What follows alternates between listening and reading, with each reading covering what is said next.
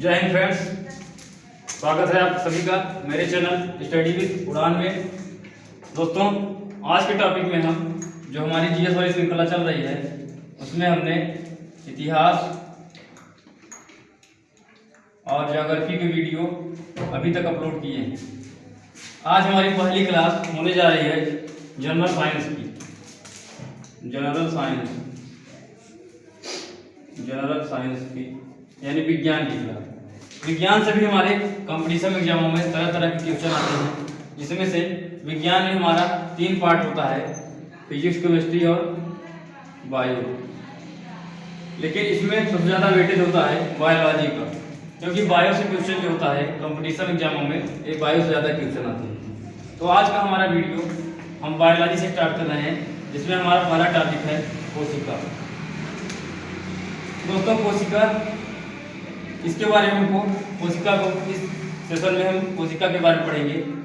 Video को start करने से पहले आप लोगों से कहना चाहेंगे, अगर हमारा वीडियो आपको अच्छा लग रहा हो, हमारी बताई गई चीज़ें आपके लिए हेल्पफुल हो रही हों, तो कृपया हमारे चैनल को सब्सक्राइब करें, लाइक करें और शेयर करें। दोस्तों, आज का टॉपिक है हमारा कोशिका। इसको इंग्लिश में कहते हैं सेल, हिंदी में कहते हैं कोशिका। सबसे पहले जब हम कोई चीज़ समझते हैं या पढ़ते हैं तो उसकी हमको क्या होनी चाहिए, उसके बारे में पता होना चाहिए। कोशिका है क्या, उसका कभी कभी डिफिनेशन भी पूछ लिया जाता है, लेकिन कंपटीशन में नहीं पूछेगा। लेकिन जो लोग पढ़ते हैं सेल वगैरह, इसके बारे में विस्तृत अध्ययन करते हैं, तो लोगों के द्वारा कभी कभी पूछ लिया जाता है कि कोशिका क्या है। तो कोशिका का अगर डिफिनेशन देखें तो यह हमारे शरीर की सबसे छोटी संरचनात्मक एवं कार्यात्मक इकाई है।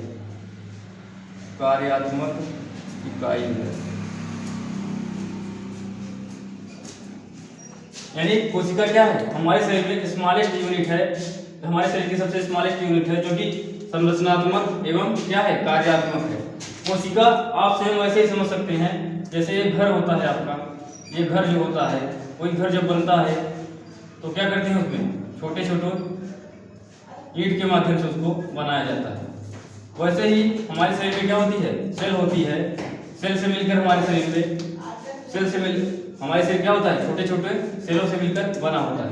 एक छोटी सी चींटी से लेकर बड़ी सी हाथी तक, ये सभी छोटी छोटी सेलों से मिलकर बनी होती है। ठीक है।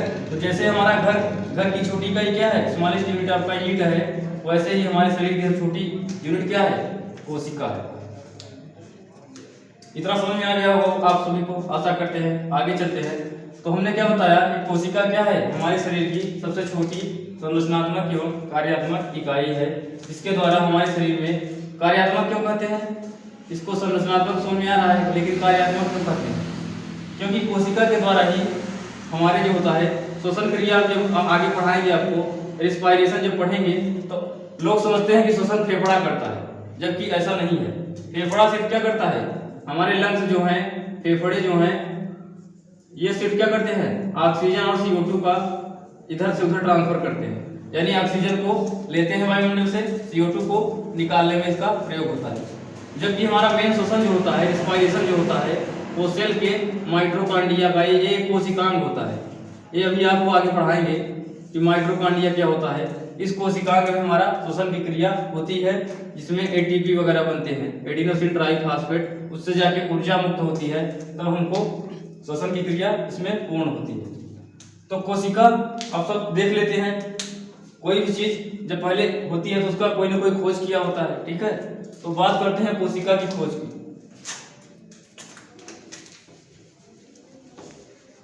सेल अगर देखें हम, सेल की डिस्कवरी कौन किया था, हु डिस्कवर्ड द सेल।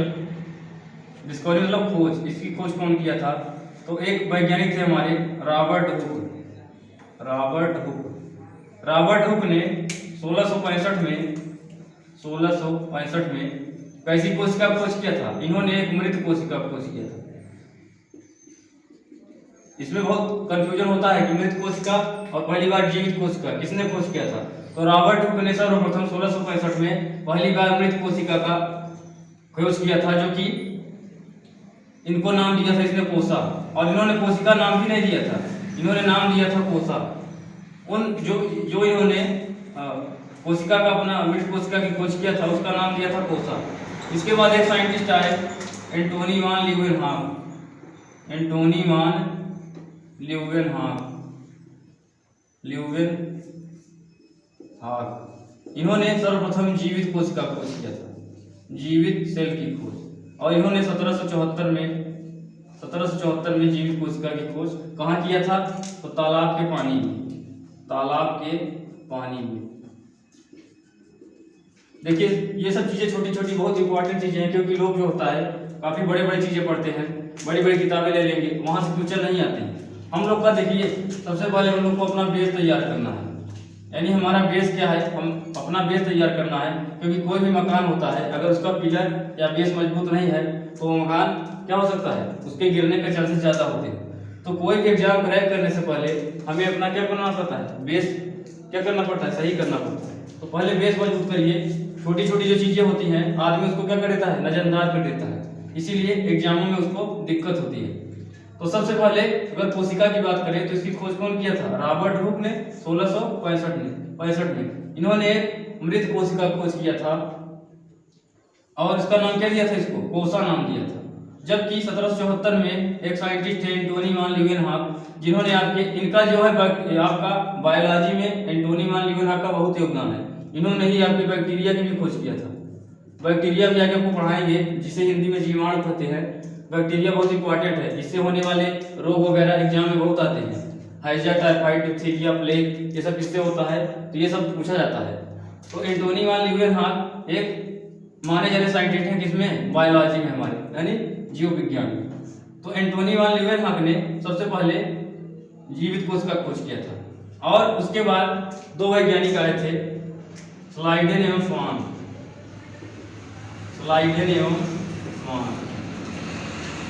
अब कोई चीज मान लीजिए खोज कर दी गई, लेकिन ये कार्य कैसे करेगी, ये वर्क कैसे कर रही है, इसके बारे में कैसे हमको पता होगा कि कोशिका है क्या, कैसे इसका फंक्शन है, इसमें हमको क्या करना है। तो इसके बारे में विस्तृत अध्ययन किया स्लाइडेन एवं स्वान नामक वैज्ञानिकों ने। इन्होंने सेल थ्योरी दी, इन्होंने दिया था कोशिका सिद्धांत। अब इनका कोशिका सिद्धांत क्या था, इन्होंने कोशिका सिद्धांत में क्या क्या बातें बताई, उसको हम आगे देखें।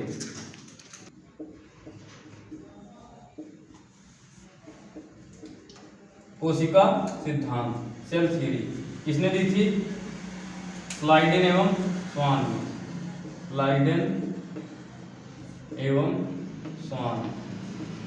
ये दोनों स्वान। इन्होंने बताया था हमारी जो कोशिका होती है, कोशिका के समूह से मिलकर हमारा टिश्यू बनता है। कोशिका के समूह से मिलकर क्या बनता है? टिश्यू।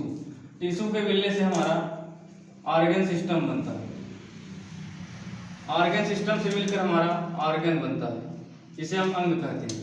इसको हिंदी में कहते हैं ऊतक। टिश्यू को कहते हैं ऊतक, ऑर्गन सिस्टम को अंगतंत्र, और ऑर्गन को कहते हैं अंग। और अंग से मिलकर हमारे शरीर का निर्माण होता है। और शरीर से मिलकर जब कई शरीर मिल जाते हैं तो वहाँ पे लोगों का क्या बनता है? समुदाय बनता है। समुदाय बनने से आपका एक जहाँ समुदाय ज्यादा हो जाते हैं वहाँ पे आपका राज्य बना दिया जाता है, और राज्यों से मिलकर आपका देश बनता है, और देश से मिलकर आपका यानी सूक्ष्मतम अणुओं से लेकर बड़ी बड़ी आकाशगंगाओं तक का जो पूरा क्षेत्र होता है वही हमारा क्या होता है? ब्रह्मांड होता है। तो सेल से लेकर, कोशिका से लेकर आपके ब्रह्मांड तक की जो चीजें हैं ये सभी किससे बनी है? एक छोटी सी कोशिका से। तो कोशिका से शुरू होकर हमारे ब्रह्मांड तक का ये पूरा क्या है?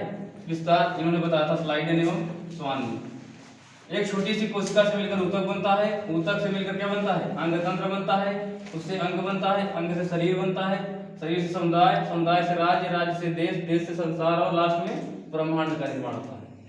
इन्होंने इसमें बताया था कि कुछ कोशिकाएं जो होती हैं यूनिसेलुलर होती हैं, यूनिसेलुलर, और कुछ कोशिकाएं होती हैं मल्टीसेलुलर। यानी हिंदी में कहते हैं एक कोश की, और इसको हिंदी में कहते हैं बहुकोश की। एक कोशिका का अर्थ है कि उसका चाहे जो आप अगर कोई भी आप एनिमल ले लीजिए, उसका पूरा से कोई भी पादप जंतु ले लीजिए, कोई भी जंतु, उसका पूरा शरीर क्या होगा, सिर्फ एक कोशिका से मिलकर बना होगा। जैसे इसमें कुछ प्रमुख आपके पैरामीशियम, आपका बैक्टीरिया, इसमें आपका प्रोटोजोआ, और सबसे इम्पोर्टेंट अमीबा क्यों इम्पोर्टेंट है?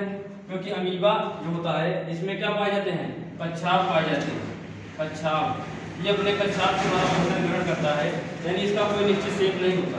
अगर आप अमीबा का डिजाइन देखें तो ऐसे भी हो सकता है, ऐसे भी हो सकता है, ऐसे भी हो सकता है, ये किसी भी शेप में हो सकता है। ये जब कोई खाना भोजन वगैरह देखता है तो अपने कच्छाप को आगे से ऐसे बढ़ा देता है, और बढ़ाते बढ़ाते धीरे धीरे हमारे कौन कौन से होते हैं, जैसे पैरामीशियम, बैक्टीरिया, प्रोटोजोआ और अमीबा, ये सभी क्या होते हैं, सिंगल सेलुलर होते हैं, यानी एक कोशिका से बने होते हैं। बहुकोशिकी क्या होता है, जिनमें बहुकोशिकी नाम से क्लियर है, मल्टी, यानी इसमें बहुत सी कोशिकाएं होंगी। जैसे आपका सबसे बड़ा एग्जाम्पल हो जाएगा मनुष्य, जीवजंतु, ये सब क्या होती है, कई कोशिकाओं से मिलकर बनते हैं। पेड़ पौधे, ये सभी क्या होते हैं, कई कोशिकाओं से मिलकर बने होते हैं, तो इन्हें हम क्या कहते हैं, मल्टी सेलुलर। तो एक होती है एक कोश की कोशिकाएं, जिनमें से एक कोशिका पाई जाती है।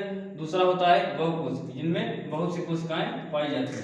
ठीक है, तो स्लाइडेन और स्वान ने अपने सिद्धांत में क्या क्या चीजें बताई थी। हमारा सेल जो होता है, कई सेल के मिलने से हमारा ऊतक बनता है, ऊतक से अंगतंत्र, अंगतंत्र से अंग, और अंग से शरीर। इस प्रकार हमारे शरीर की क्रियाएं क्या होती है, छोटी से लेकर, इसीलिए सेल को क्या बोलते हैं, सबसे छोटी संरचनात्मक एवं कार्यात्मक इकाई सेल को कहा जाता है। इसमें डेफिनेशन भी आप लोग पढ़ चुके हैं। चलिए इसके आगे देखते हैं, एक इंपॉर्टेंट पॉइंट बता देते हैं एग्जाम से रिलेटेड, जो क्वेश्चन पूछे जाते हैं। तो कोशिका के बारे में सबसे पहली चीज पूछी जाती है, लॉन्गेस्ट सेल कौन सी होती है, लॉन्गेस्ट सेल, यानी सबसे लंबी कोशिका, सबसे लंबी कोशिका कौन सी होती है। दूसरा पूछा जाता है बिगेस्ट सेल, बिगेस्ट सेल। तीसरा पूछा जाता है smallest cell, smallest cell. Smallest cell कई बार एग्जामों में आ चुका है, स्मॉलेस्ट सेल कौन सी है।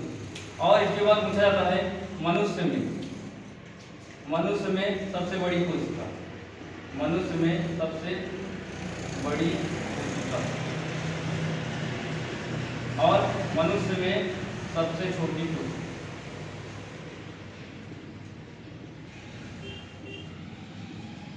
तो बात करें सबसे लंबी कोशिका की, तो सबसे लंबी कोशिका हमारी होती है नर्वस सिस्टम,